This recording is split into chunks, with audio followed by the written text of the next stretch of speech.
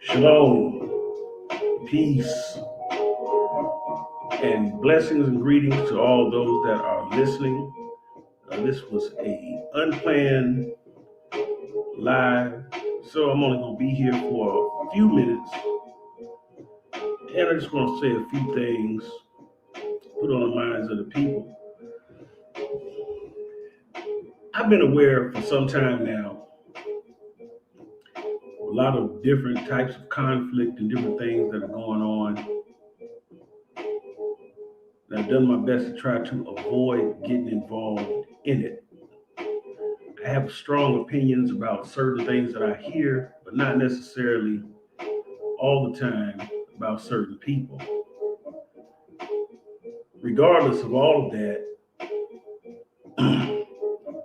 I too have to repent and also pray and examine myself daily so I can avoid those things. And if necessary, even reconcile and make amends with those to whom I may be at odds with or those who may be at odds with me. However, I can honestly say that at this particular time, while I may have opinions about certain things and even certain people, I don't have any animosity or grudges or desires for revenge in my heart towards anyone. Now, with that being said, and shalom to everyone that's joining us, I'm just going to throw out a few what I feel are words of wisdom that have been shared with me, and I'll pass those on to those that are listening in the hopes that the advice will be heeded and taken or applied however you choose to, but nobody can say that it wasn't said. I was telling some people that I talked to earlier, some people that I count dear to me, as I observed certain things, and I asked them if they remembered Trevor Berbick, the late boxer, and Larry Holmes, one of the legendary boxing champions. And they said they remembered who the individuals were, but not necessarily their connection. So I'm going to put this in perspective or tell this story and hopefully to give some perspective to certain things in terms of how we look at certain things. There was a time, I'm a big boxing aficionado, I'm just talking, when Larry Holmes was a legendary champion not too long after the great Muhammad Ali had retired. He reigned for a long time as champ. He was recognized as the world heavyweight champ. And I think up to that point, he had reigned as champion the second longest after the legendary Joe Louis. Trevor Berbick was also fighting during that time. And they both had their heyday. In fact, Muhammad Ali's last fight was actually against Trevor Berbick, but nobody actually heard or knew anything about it because it was so at the end of Ali's career and he was no longer himself. In any event, both Larry Holmes and Trevor Berbick go on to have great success in the latter part of the 70s and the 80s as boxers. They both would become world heavyweight champion. Trevor Berbick, some of us remember, would become the man most well known for getting knocked out by Mike Tyson, which would make Mike Tyson the youngest heavyweight champion that we ever had. Larry Holmes would continue to fight even well past his prime. He also would get knocked out by Mike Tyson, but he was well past his prime when he fought Tyson, no longer himself. But he would also go on to continue fighting even after having a very successful boxing career and retiring before returning as one of the wealthiest boxers that there had been because he managed his money well and he did the right things. He built and opened 7 businesses. He's been very successful even since then now into his much more elderly years. But he was whooping these young guys and making them look bad because he still loved the sport. He didn't need the money at all. He was doing it just for the love of the sport, but he was still making millions of dollars.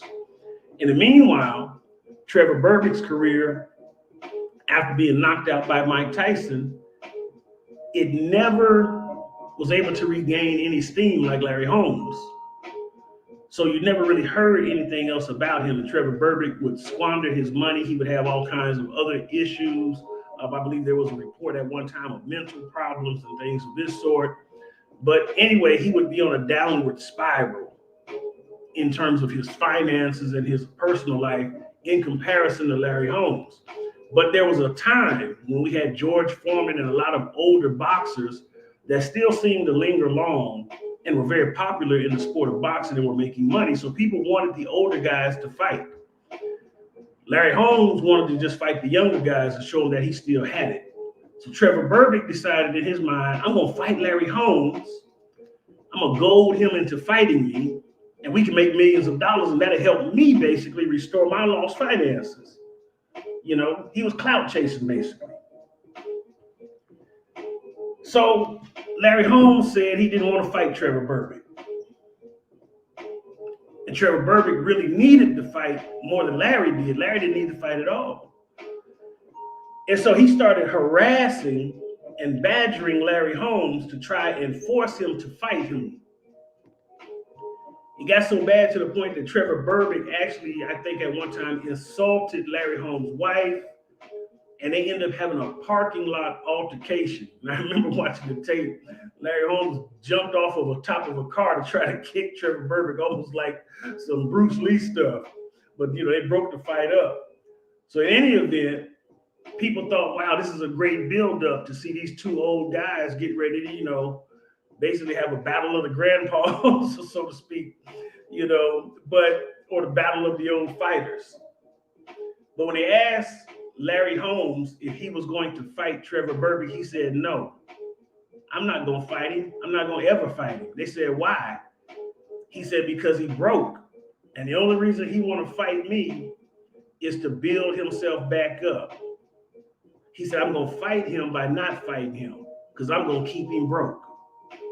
I'm not going to let him build up his fame or his wealth again off my name.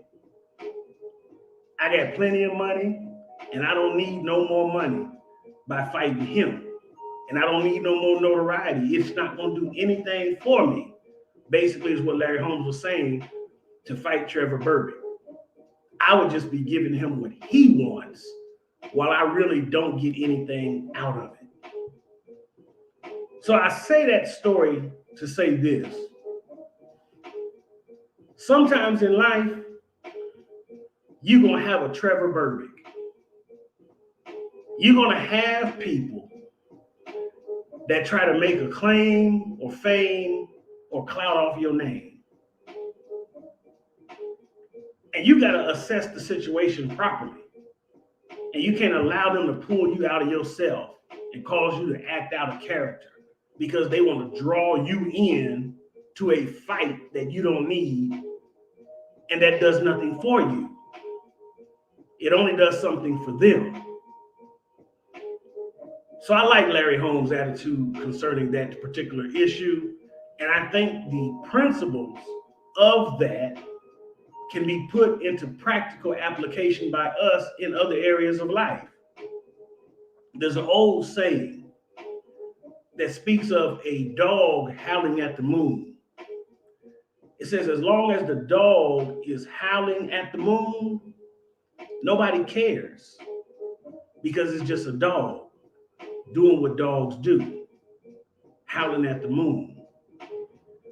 But if the moon ever responds to the dog, because everybody can see the moon and they see its light, now, rather than them looking at the moon as they always have, they start to pay attention to the dog because they think the dog got something important to say.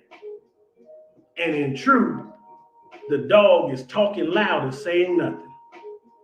It's just howling, doing what dogs do. Beloved, you are as the moon, reflecting the glorious light of the Most High. You will always have dogs howling at you, barking at you, growling at you. But when you're in an elevated place, there's no need for you to lower yourself, to turn around or bow down to a bunch of howling fools and give them the attention or give them of your time that they don't need. Let your light shine before men that they might see your good works and glorify your Father in heaven. Don't cast your pearl before the swine, and don't give scraps to dogs that don't deserve to sit at your table. We're going to have to learn how to do better. And if it doesn't add to you, then most certainly don't let it take away from you. And that's whether you're dealing with situations in life or with people in life who bring you nothing but strife. So with that being said, I just want to drop those few words on you. Hopefully, there is some wisdom found within them that you can use as you go forward in faith in your life. So with that being said, beloved, I'm going to go ahead and bring this to a conclusion. And I pray nothing but the best for the blessed. And truly, you are the blessed of the Most High and the apple of his eye. Enjoy your day. Shalom.